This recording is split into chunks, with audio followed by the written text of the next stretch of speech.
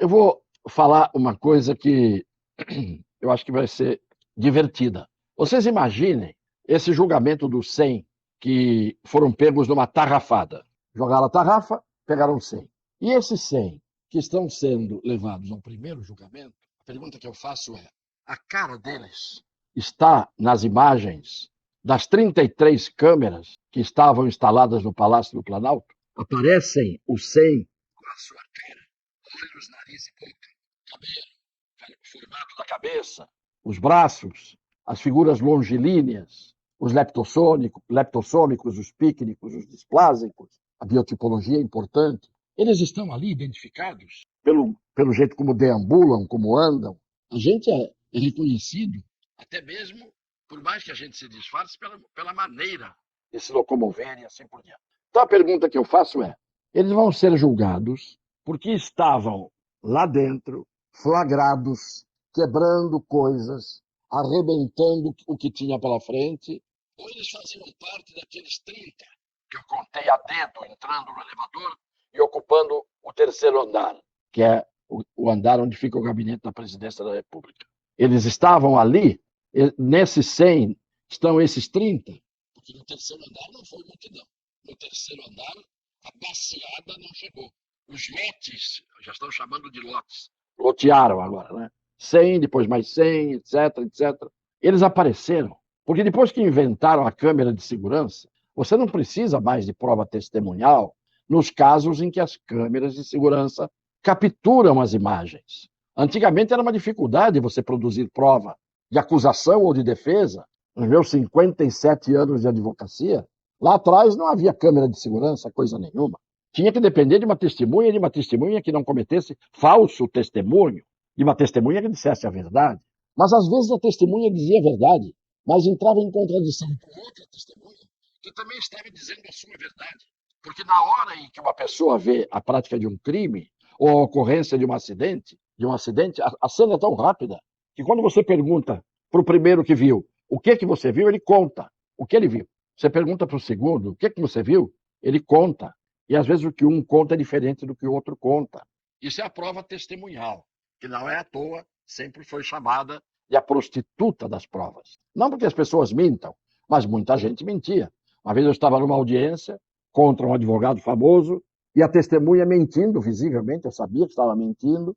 Comecei a apertar a testemunha, fazer perguntas que encurralavam a testemunha. Ela virou para o advogado, que ela estava querendo ajudar, e disse: doutor, agora não dá mais. Agora fiquei sem saída.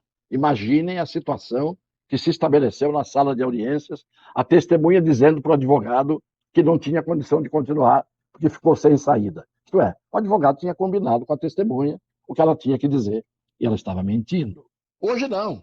Hoje, quando você tem câmera de segurança, o julgamento se torna praticamente uma homologação das imagens. Chega o advogado, chega o promotor e diz: vocês estão vendo aqui as imagens. Ó. As imagens não mentem. Uma imagem vale mais do que 1000 palavras, é o velho ditado. E aí fica fácil dizer quem é culpado, quem é inocente, com base nas imagens. Pois bem, estas imagens colhidas no dia 8 de janeiro, mostraram algumas pessoas, mas eu pergunto, quem é que viu o rosto? Quem é que viu o semblante, a fisionomia, a cara daqueles milhares que subiram a rampa do Congresso Nacional e ficaram na laje? Porque o Congresso Nacional, eu sempre digo isso, ele tem uma imensa laje.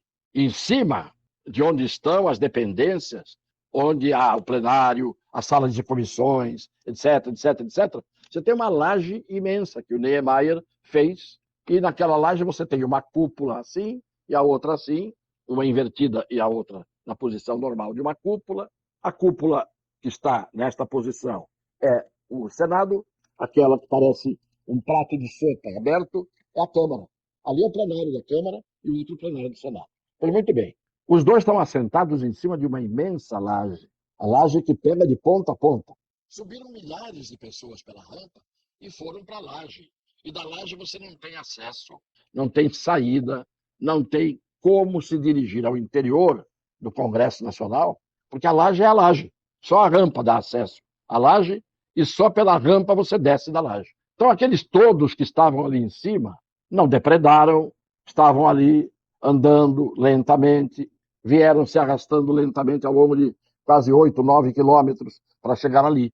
Então eu pergunto, estes 100 que estão agora no primeiro lote de julgamento, esses 100, eles mostraram a cara nas imagens? Essas 30 pessoas que nem aparecem juntas a não ser na hora de entrar no elevador. Depois lá em cima, 4 aparecem, esses 4 desaparecem, vem 6, no meio dos 6 vem um repórter, trajado de repórter, com um crachá, com a câmera, conversando com os invasores, numa boa. Isto às portas do gabinete do presidente.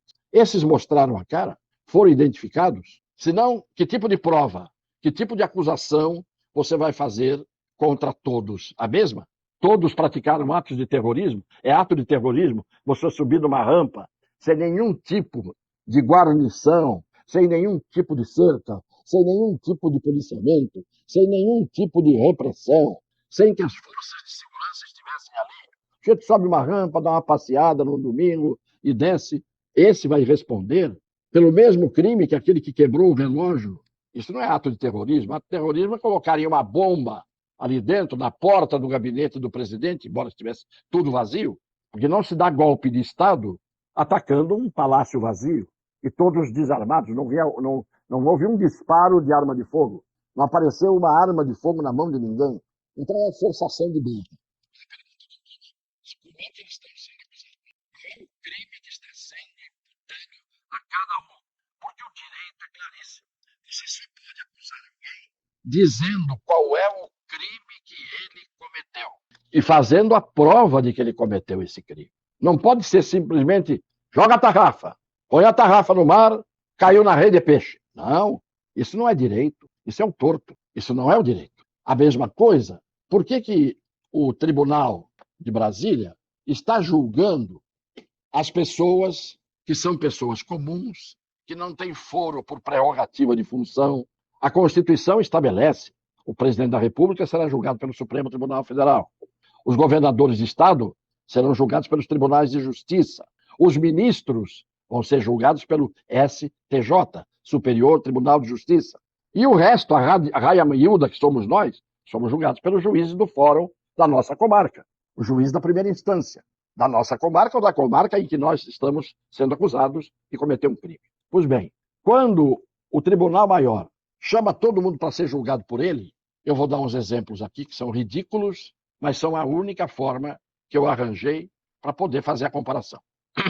Imagine, por exemplo, que um juiz de futebol, ele está em campo, está ali, apitando o jogo, 2 equipes. Em plena partida, o árbitro, 2 bandeirinhas, auxiliares, que são chamados hoje, e o 4º árbitro. De repente, um árbitro lá na arquibancada, que está naquele dia de folga, e foi ao estádio para assistir a partida, esse árbitro apita um pênalti. Para tudo e vai se cobrar o pênalti porque o árbitro que está na arquibancada e não está atuando apitou um pênalti. Deu o apito, todo mundo olhou e falou pênalti. Aí todo mundo vai, obedece esse árbitro e vai o pênalti ser cobrado por determinação de um cidadão, que naquela altura é um cidadão comum, que está numa arquibancada de um estádio de futebol. A competência para apitar o jogo é do árbitro que está em campo, escalado pela federação ou escalado pela confederação. E aquele que está dentro do campo, hoje, ainda tem o VAR, que vai decidir se aquilo que ele apitou está correto.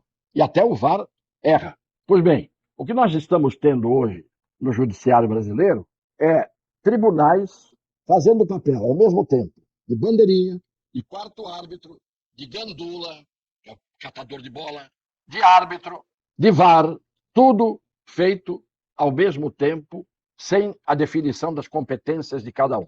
Então, o que a gente está vendo hoje é essas aberrações que eu estou dando comparação com com os jogos de futebol, e isto com todo mundo vendo, e algumas pessoas aceitando, porque interessa o erro do juiz, porque é a favor do seu time ou do seu clube. Outras pessoas ficam indignadas, gritam, berram, xingam, mas o pênalti vai ser cobrado e provavelmente vão converter o pênalti em gol e o jogo termina com a vitória do time que teve um pênalti a seu favor que não era, ou contra e que não era. Esses absurdos contam com a complacência da grande maioria do Poder Judiciário do Brasil inteiro. Juízes que estão trabalhando no Brasil inteiro, nas suas comarcas, muitos lecionando direito em faculdades, em cursinhos, ensinando o direito e vendo que o direito que eles ensinam é exatamente o oposto do direito que está sendo aplicado hoje no Brasil em muitas situações. A OAB, acovardada, vergonhosamente acovardada, não abre a boca. Reunião de milhares e milhares de advogados, todo mundo, quase todo mundo não, quase todo mundo com a boca calada. Advogados de renome achando que o pênalti marcado no grande círculo do gramado existe. Promotores tão rigorosos, rígidos, em relação a fracos ou frágeis, quando pegam pela frente situações como essas, fingem que não estão ouvindo nada por causa do barulho do vento, como dizia o velho português, zelador do prédio em que eu tive escritório lá atrás, no começo da minha carreira. Quando ele não queria ouvir uma coisa ou ele não queria opinar, ele dizia: não escuto nada com o vento. Esta era a forma de ele agir. Então hoje ficamos assim. A incompetência só existe quando interessa, incompetência para processar e julgar, cada um no seu lugar. A tarrafa pegando na rede qualquer peixe, não importando o que é que cada um fez para receber cada um o seu processo e a sua punição. Isto é a negação do direito. Isso é o sepultamento do direito, que está acontecendo há muito tempo, nós estamos dizendo, e pelo jeito isso não vai parar. Acho que se isso tiver que parar, vai custar caro, vai se pagar um preço muito alto para se ter o dia em que o direito e a justiça voltem a ser aplicados como devem. Decisões subjetivas. Por que subjetivas? Porque são do sujeito. Cada sujeito pensa do seu jeito. Então, o subjetivismo faz com que cada um decida como quer, a partir da tal doutrina do consequencialismo jurídico, que é aquele que faz com que cada juiz decida de acordo com a sua cabeça, pouco importando o que diz a Constituição, o que diz a lei e assim por diante. Vamos continuando assim até quando? E vamos dizendo essas coisas que eu estou dizendo, em nome do direito, da justiça, de forma reta, direta, e a gente continua sendo calado, decepado, mutilado naquilo que a gente está dizendo para esclarecer as pessoas do que é verdadeiro. E de contrapeso ainda vem pela frente a aprovação do projeto de lei das fake news, em que os mentirosos serão os verdadeiros, em muitos casos, e os verdadeiros serão os falsos, em muitos casos. E nós, com todo esse barulho, dormimos em berço esplêndido. Um beijo no coração das pessoas de boa fé.